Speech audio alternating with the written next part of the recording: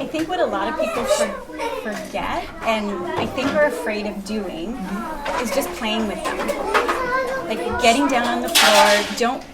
Don't worry about if somebody comes in and you don't think it looks like you're doing anything. You are, and that's where you're going to get all this, and that's where it's going to help you know how to take that next step and where to take that next step. Yeah, and I think the front loading that you need to do as an educator is to know the curriculum, like that the front matter of the curriculum, reading through it and kind of digesting that, and then looking at those expectations so that they become they're in your head. So when you sit with kids, Yes. you think, oh, okay, what they're doing is this. I can see this, and it actually makes it easier to document because then you can see the deep learning that's happening and you can prompt it.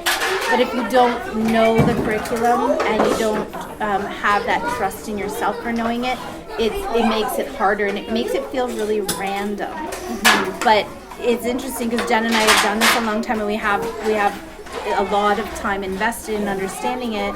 So when we see something, we know what we're seeing. Right.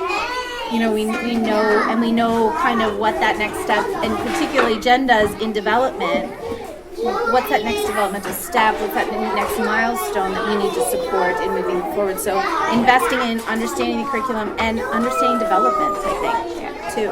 And not expecting them to be up here when they come into us and they're still learning to even get their things off. Yes. So that's where we're at. We're going to meet them there rather than get frustrated when they can't. Because they all come in at such different levels. And They do.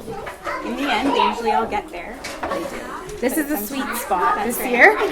At this time of year, the spring is a sweet spot where we can really see the growth. We can look back in our documentation and see, wow, they have come from here and they're here. But there were moments in September Yes. where Jen and I weren't sure we were going to make it through. That's right. But we did, we persevered, and here we are.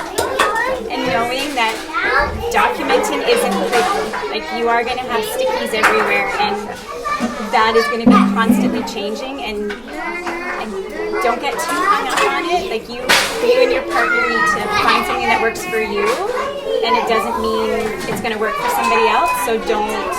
And honestly, if we didn't have the constant conversations, the documentation would be meaningless. Right.